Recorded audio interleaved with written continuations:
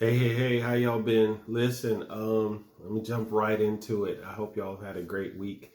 I'm a little bit behind on my posting, but this was too good to pass up. So I've actually studied it, took all my notes and everything, and I still wanted to go ahead and put this down. So, um, again, hope everybody's doing great. Let's just jump right in. Coming from Genesis, the 25th chapter, verses 19 through 34. And again, I'm not going to read every single verse, but I may, gloss over, talk about it, and I want you to read it. So again, Genesis 25, 19 through 34. So I like the way the intro starts out. It says, as human beings, there is much our species has accomplished for the advancement of our existence. And you could think of all the different things. I mean, look at today. Look at what the platform we're using right now. We're using YouTube. 50 years ago, this wasn't the thing. We had TV and things like that. Then you go back another 100 years, another 150 years. It's not that long ago that some of this technology just didn't exist. But so we've accomplished a lot of different things. But our lesson says, however, I like what it says, however. It says, even with all of our collective greatness, we are still powerless over our own lives. And that right there should just kind of really, boom, make you think. It's like running into a brick wall. All the stuff we've accomplished, we're still powerless over our own lives. It says the only true power we have is the power that comes from choosing God. Because we're not in charge of waking ourselves up in the morning. We're not. We may think, oh yeah, the alarm clock. No, because if God doesn't wake us up or allow us to, to get up to turn off that alarm clock or to hear the noise in the house or hear the baby crying or whatever, it's just not going to happen. We have physical, intellectual, political, influential, and legal, power, but that's not real power. It's not real. God's power is the only thing that's really real. It says we make choices every day, thousands of them,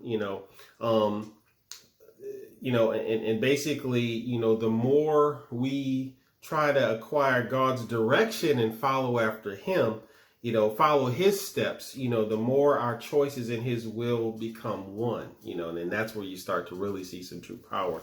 So choice is our birthright. Because if you think about it, we make choices all the time, and we have the ability to make choices. Doesn't always mean that we make the best choices or the right choices.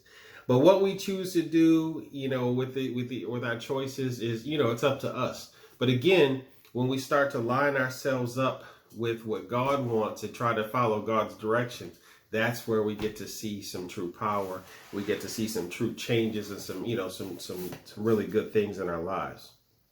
So our lesson is talking about Isaac and Rebekah. So in Isaac, if you remember, Isaac is Abraham and Sarah's son. And, he married Rebekah. But more importantly, it's about her two sons, Jacob and Esau. So, so Isaac, remember, and if you remember last week, we were talking about how Abraham was going to sacrifice Isaac at some point, and Isaac had to be thinking, what's going on? Where's the sheep that we're going to sacrifice? And it was like, bro, you are the sacrifice. But anyway, we're fast forwarding now to where Isaac in verse 20 says, and Isaac was 40 years old when he married Rebekah, daughter of Bethuel, the Aramean, and Padan Aram, sister of Laban or Laban, the Aramean. And Isaac prayed to God, because his wife was barren. In other words, she had no children. And the Lord granted his prayer, and his wife Rebekah conceived. So he's about 40. So again, barren, if that sounds familiar, her being barren, it's just like a mother-in-law, Sarah, who was Sarai and then, became Sarah. She was barren, but the only thing is she was like in her 90s, bearing a son, which was a miracle for her to have children. Anyway, so Isaac prayed for his wife to have children, and then she was able to conceive. Here's what's funny. Verse 22 says, the children struggled together within her, and she said, if it's to be this way, why do I live? So she went to inquire of the Lord, So, and it says, wait a minute. So if you catch that, if you haven't read this before, it says the children, which means more than one. So, so she's conceived, and she has twins growing inside of her, two children. and they're struggling, and it's painful, it's uncomfortable. I'm a dude, so, but I know that, having children, I know how, babies move in the stomach. Even when it's just one, you could, feel them move, and you can actually see them moving. But she has twins, so they're moving around and struggling inside of her. So, and if we think back about last week, we were talking about Abraham. God had promised, Abraham that he was going to be father of many, which was a miracle because he was already in his, in his late, in his 90s and all, having children. And it's like, how am I going to be a father of many nations? I ain't even got no children. Well, so anyway, coming back up to Rebecca. So she's going to have these twins. And it made me think too, as she's struggling, you got to be careful what you wish for, because now she got these two children struggling inside of her, but she's talking to God about it, which is the thing that we should always do. If we're struggling with something, whether it's physical, spiritual, mental, whatever, emotional, talk to God. So verse 23, it says, and the Lord said to her, 2 nations are in your womb, and 2 peoples born of you shall be divided. The one shall be stronger than the other. The elder shall serve the younger.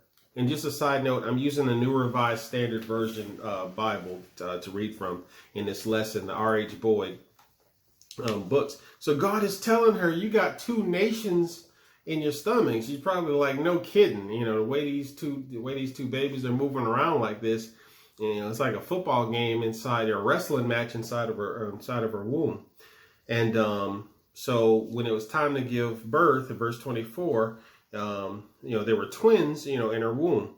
And then the first one, verse 25, came out red. All his body had like a hairy mantle, and they named him Esau.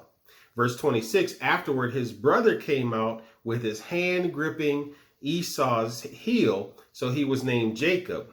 And Isaac was 60 years old when she bore them.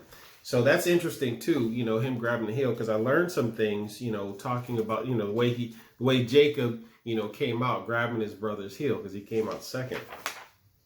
So, going back to the struggle inside the womb, the lesson, the way it puts it, it says, the violence of the struggle in her womb was akin to a violent collision, a crushing or a breaking, and I can only imagine, thank goodness, of having something, like that going on inside. And, she's like, this is too much. And when in the way God said it in verse 23, you got 2 nations inside of you. I'm thinking WWE action going on inside, but God is saying, no, you got 2 nations inside of you. And that's heavy. That's heavy. That's heavy to think about. It's 2 babies, but 2 nations. So it's a foreshadowing of what's gonna come up. Now, going to this, speaking of WWE, we're talking about Jacob came out grabbing the heel. His name actually translates to that's what his name's translation is of grabbing the heel or something like that, grasping at it. And, when you think about WWE, you have the baby face or the face, and then you have the heel. The heel is the bad guy, and that's really Jacob's reputation. His reputation, if you continue reading, he's a trickster, getting things, having things happen for him by way of trickery or, getting over instead of just doing things, the right way. And back then having twins was a risk and everything anyway. Having a baby was a risk, but having 2 twins, was really, like I said, a struggle for her. But anyway, also what God is saying with the 2 nations, in verse 24 and 25 about the conflicts that they're going to have. They're throwing blows inside of her. They're throwing blows. It's a preview of what's going to happen. And then also this part's important. One shall be stronger than the other, and the older shall serve the younger. So the older one, when you have twins, the older one is the one who comes out first. Whether it's, whether they come out a minute before or 5 minutes before, when a mother's delivering, the older one is considered the one who comes out first. And they came out one behind the other because, Esau came out and Jacob's sitting there holding his leg, holding his heel as he comes out. So as it turns out, as they start to get older, the parents have favorites, and you might think that's terrible. Why did you got parents and favorites? They should love both of them, and they loved both their children. But Isaac favored Esau because Esau was the more manly, rough and rugged hunter, athlete, type, and then Rebecca favored Jacob, who was a lot more quiet, would rather read and sit in the house, type of thing. And that's how they grew up. So when the boys, and it says that in verse 27, Esau was a skillful hunter, man in the field, and Jacob was quiet and liked to stay inside the tent. He was one of those inside. I'm gonna stay in the air conditioning, types. I ain't going out there. There's bugs out there. There's stuff out there. So anyway, so what happens is as they get older, Jacob, the trickster, he's going to take advantage of Esau's, how should we say, he's going to take advantage of him. He's going to take, so here it is, verse 29 says, once Jacob was cooking a stew, Esau came in from the field and he was famished. Now, I've been hungry. I've been hungry before. I've been hungry to where I'm like, man, I can't wait to eat something. I'm so hungry, what's the phrase? I'm so hungry I could eat a horse. Well, that's kind of how Esau came in. He came in so hungry he could eat a horse. Now he's going to end up eating crow too, after some of this stuff. Esau said to Jacob, because, Esau was hungry, he said, let me eat some of that red stuff, for I am famished. And Jacob said, first, sell me your birthright. Now, if you don't know what a birthright is, shame on you. No. But a birthright is usually an inheritance, and it's usually given to the oldest son. And Esau said, I'm about to die. What use is a birthright to me? And then Jacob said, swear to me first. So he swore to him and sold his birthright to Jacob. Esau didn't care. Esau was like, I don't care about none of it. Give me some food. I'm hungry. And, and I'm about to die. What good is that birthright to me? And Esau probably could have just being who he was. He probably could have just roughed his brother up and took the food. But he was so famished. He was so weak. Apparently, according to the scripture, I'm about to die. I gotta eat. I gotta drink. I don't have any kind of strength. So he just said, man, I don't care. Do what take the birthright. I promise. I swear. Verse 34. Then Jacob gave Esau bread and lentil stew, and he ate and drank and rose and went on his way. Thus Esau despised his birthright. So now my thinking, Esau probably was, like I said, Esau probably think he's going to say whatever he needed to say to be able to get this food. And he probably wasn't serious about it. And from what I'm reading, they were kind of teenager, age, something like that. They weren't, fully adults or whatever. But that's what he did. He sold his birthright right there. Now, I say that because later on, I think maybe even our next lesson, we learn how mad Esau was about being tricked out of his birthright. And it's like, well, don't you remember you sold it for some soup, for some lentil soup and some bread and things like that. But here's the thing, grabbing the heel was really important because I learned something. I said, wait a minute, that term is used today about somebody being a heel or heel type activity. And that's where it comes from. It says both Jacob and Esau demonstrated poor choices. And they did.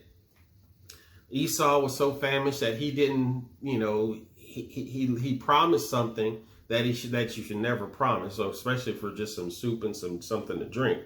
And Jacob, he knew about the prophecy, but he did something just like Abraham had done before, trying to make it on his own, trying to make his own choices towards it, to be a trickster, to trick his brother and take advantage of him. Jacob, our lesson is closing by saying Jacob did not have to choose to manipulate his brother into giving up his birthright. It was already promised. God had already promised it. So, but what it says is that it's kind of almost like a family trait of the family line doing things that they don't have to do. And I said, you know what? It's almost like it's a generational curse. Abraham tried to manipulate, him and Sarah tried to manipulate having children to make God's promise come true. But it's like, no, if God promised it to you already, it's already promised. But here's the thing. God still loves us, even though we try to meddle in stuff that we don't have to. So even through generational curses, God can still bless us. Even though we're doing making some of the same mistakes family have made, God still chooses to bless us because he promised us. He promised Abraham. So it's going to come to fruition, but we don't have to do that. It says, conversely, Esau's apathetic appreciation for the birthright he took for granted contributed to Jacob's easy ability to deceptively acquire it from him. So that tells me that we have to appreciate the things that God gives us, appreciate the fact that we have a choice, but to still make sure our choices line up with God's will. Because again, we really don't have power. God has all the power. So if I'm making choices that line up with God's power and God's will, now I'm in a better position. I don't have to do anything. I don't have to have any ill-gotten gains. I could just get blessed and free and not be a heel. Listen, that's my time. I hope you all enjoyed it. Hope you all have a great week, a great weekend. Love you, and y'all take care. Till next time. This is Bite Size Sunday School.